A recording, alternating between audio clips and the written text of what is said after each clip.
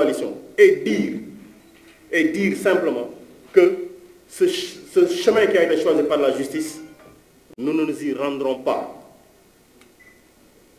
Et les menaces n'opèrent pas. Parce que nit ki bu ko dara deseetul bàmmeel dong moo ko dese jënd bàmmeel moo des ñëpp jënd nañ seen bàmmeel ba noppi pour mu leer loolu nag il y a d'autres choses qui sont à côté de ça et qui en rajoutent à cette sauce-là. Et de ces éléments-là en fait partie la sortie de ce que celui qu'on appelle pompeusement l'ex-procureur, mais qui pour moi est une déception pour l'administration. Monsieur Bassirou Gueye. Monsieur Bassirou Gueye est intervenu hier pour faire quoi? Monsieur Bassirou Gueye est un acteur du procès. Il a été procureur. Il a instruit à charge. Il a tout fait pour que ces charges-là soient créées, manipulées. S'il fallait parler d'un lieu de crime, c'est un lieu de crime qui a été souillé par les interventions ininterrompues de Bassirou Gueye. Et c'est lui qui, comme un justicier, vient ici encore, parce qu'il est aujourd'hui hors de ce procès-là, il revient encore pour charger à côté. Il est là-dedans, il charge, il est dehors, il charge. Mais sa haine de Ousmane Sonko ne s'explique nullement. Et la haine n'est jamais un bon conseil. Voilà pourquoi tout ce qu'il a fait hier a été contre lui. Et je parie que Macky Sall est en train de l'insulter, puisqu'il passe aussi son temps à insulter d'ailleurs. Il est en train de l'insulter parce qu'il a passé son temps aussi à dévoiler l'exactitude, l'effectivité du complot. Mais c'est des cancres. Ils peuvent utiliser tous les moyens, mais comme c'est des cancres, leur crime ne sera jamais parfait. Et il a passé son temps à démontrer que leur crime n'est pas parfait. Il reconnaît qu'il y a deux rapports. Deux rapports. Il reconnaît donc qu'il y a deux rapports. Un premier rapport qui a été déposé, un deuxième rapport qu'il a souillé et sur lequel il aurait demandé à ce que des images qui peuvent porter, qui peuvent assurer la preuve des infractions retenues contre Khady Ndiaye soient confirmées. Et voilà pourquoi ils sont allés chercher des images obscènes. Ils l'ont mis dans ce dossier-ci. Ils n'ont rien à craindre. Ils n'ont rien à craindre parce que la vérité se fera jour. La manipulation, elle est terminée. Le mensonge est terminé. En tout cas, s'il faut parler d'un procès, le procès, le peuple l'a déjà fait. Et si la justice est rendue au nom du peuple, on ne peut pas dire ce que le peuple n'a pas décidé. La volonté du peuple, elle est claire. Les informations sont précises et claires.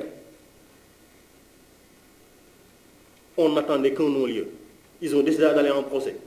Ousmane Sonko, Inch'Allah. Et aujourd'hui, il se retourne pour accuser le commandant Mbengue. Il a bon dos, le commandant Mbengue. Et il ne peut pas parler. Lui, il parle parce que c'est sa famille qui lui a dit. Lui, il parle parce que sa famille lui a dit, on dit des choses sur toi. Il a passé, lui, son temps, pendant tout le temps qu'il a été là, à faire des choses contre Ousmane Sonko. Alors, Ousmane Sonko ne parlera pas. Mon li ñu wax du dara de li ñu wax Ousmane Sonko moo yées mu ne teg muñ stoïque courageux déterminé moom lii rek mu gën di lappi di ñàkk di tooy di lu ne mu koy wax c'est pas sérieux c'est pas sérieux waaye nag li ñu wax basta. Et lolo, ça rentre en droite ligne avec ce qui est en train de se passer avec le rapport force Covid. Parce que nous, le groupe parlementaire, nous avons saisi le procureur général de la Cour des comptes. Parce qu'après le document qui avait été déposé par des députés, notamment pour la mise en accusation, ensuite, un autre document qui a été déposé pour l'installation de la Haute Cour de justice, le président de l'Assemblée nationale a décidé de faire le mort. Et je précise à l'attention de ceux qui sont en train de nous écouter, que les deux dernières réunions du bureau de l'Assemblée nationale convoquées ont été convoquées. La première, c'était pour la liquidation de Massata Samb et de Mamadou Niang. Entre cette date et la date d'avant-hier où nous ont convoqués pour information, une convocation que nous avons reçue à 17h la veille de la réunion, c'était pour liquider Mimi Touré. Entre ces deux, il y a une foultitude de documents qui ont été déposés, de questions écrites, de questions orales, de propositions de loi, etc. Tout cela a été déposé. Le bureau de l'Assemblée nationale n'a pas été convoqué. Il nous convoque. C'est pour nous informer qu'il a déposé un procès-verbal contre Massata Samb et Mamadou Niang. Il nous convoque. C'est pour nous dire information On vient ici, mais non, c'était pour constater la déchéance du mandat de Mimi Touré. Même dans ça, ils font de la manipulation. Sans honte, sans vergogne. Et ils le font au cœur même de l'Assemblée nationale. Et ils nous disent Constitution. Et ils nous disent règlement intérieur de l'Assemblée nationale. Et ils savent pertinemment qu'ils sont en train de violer et la Constitution et le règlement intérieur de l'Assemblée nationale. Ils le savent pertinemment. Mais nous leur avons dit, vous êtes majoritaire. Faites ce que vous voulez. Faites ce que vous voulez, vous êtes majoritaire. Tant que vous le pouvez. Demain, prenez le mandat de Birame Souleye. Demain, prenez le mandat de Ayib Daffé. Demain, prenez le mandat de quelqu'un d'autre. Allez-y. Mais il y a un moment où il faudra s'arrêter et ils s'arrêteront.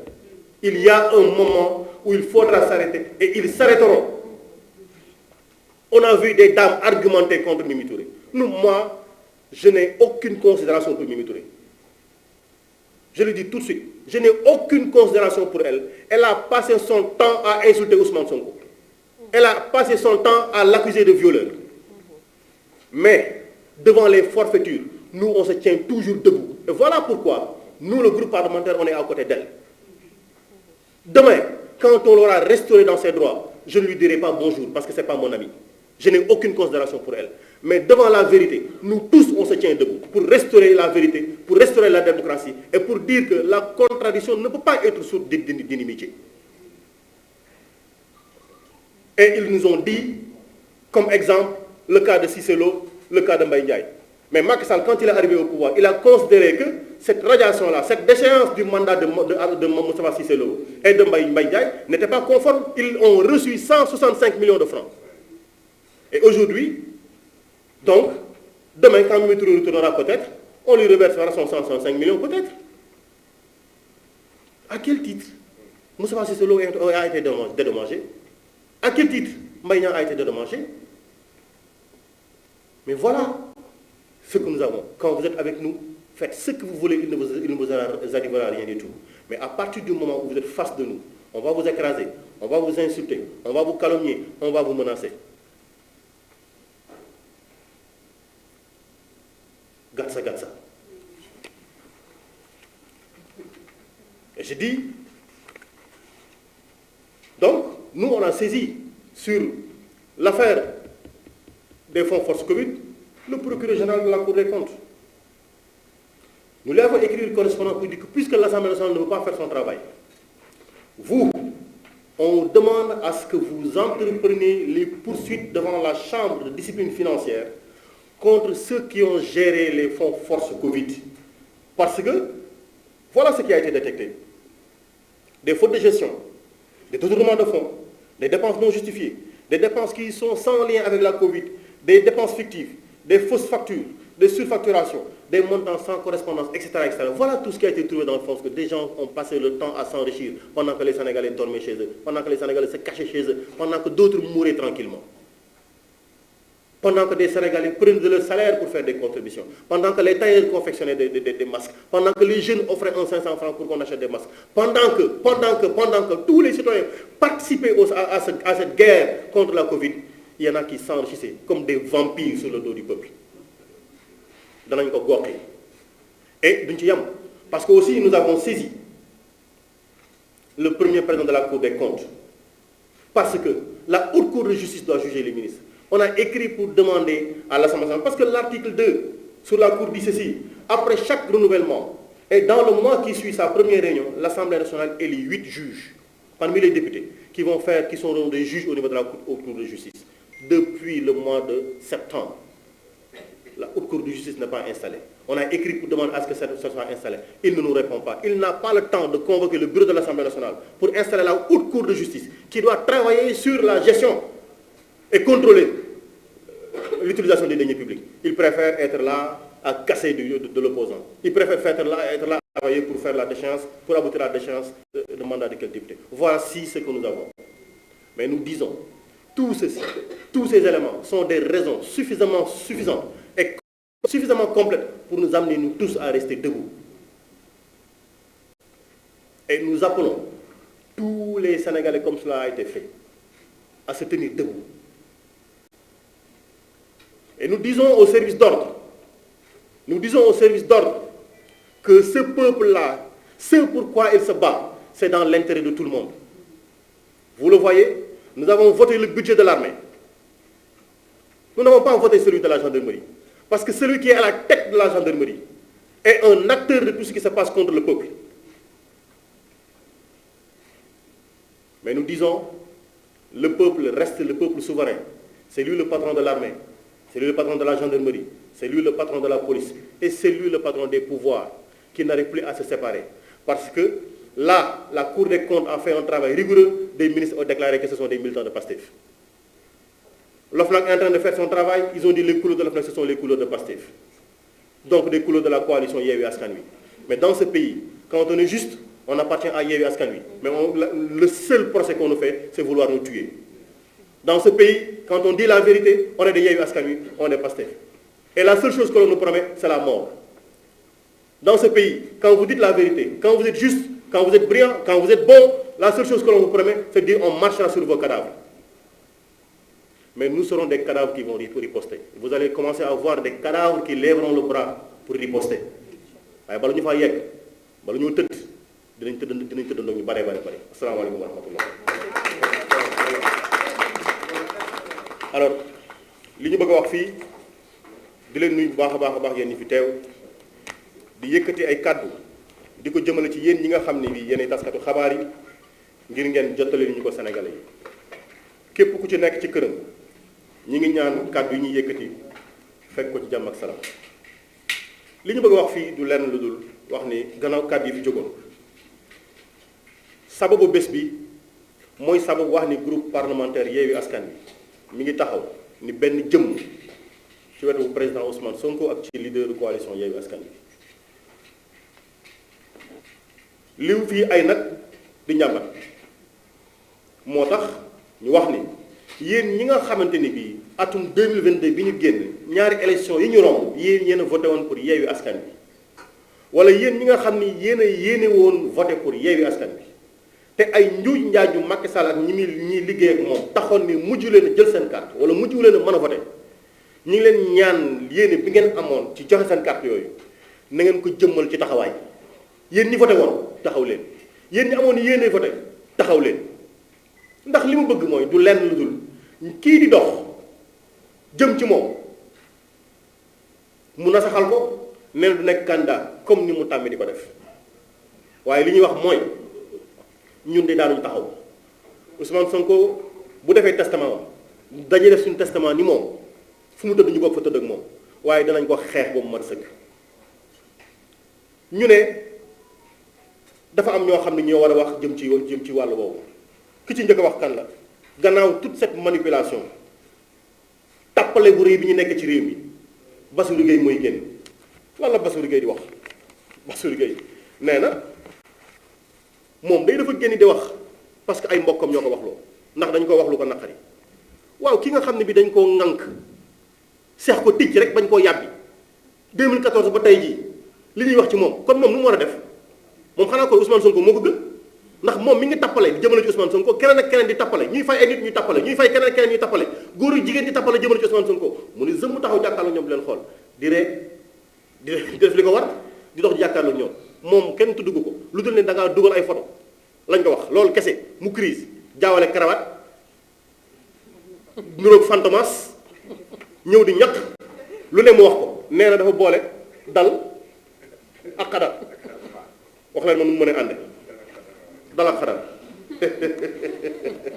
waa ji c'est un comédien quoi sérieusement non sérieusement moom nee na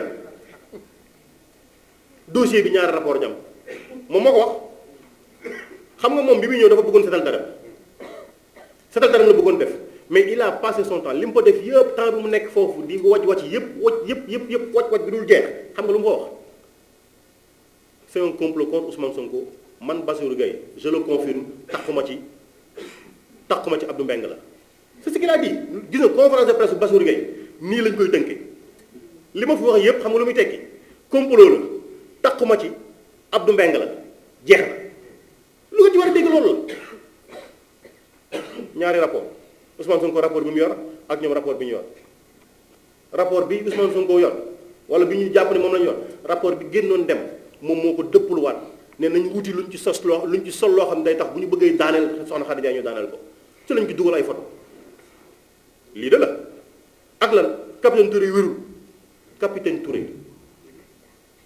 Touré mais formé à l'ENOA école nationale des officiers d'actifs xel jom ak fit di seen devise Bassirou Gueye formé à l'ENA mu taxaw nee na école ENOA boobu ñoo formé koo xam ne kii dof la mais ça c'est une insulte à une institution c'est une insulte à l'armée Bassirou Gueye moo taxaw di daggal ay saaga jëmale ko ci armée bi parce que ñoo formé nit ku taxaw wax la mu wax jëf la mu jëf di ko def ay at kenn mos ko ci laaj demande d'explication mu am ci taxawaay ba ca war teg këyit Bassirou Gueye nee na waa ji dafa dof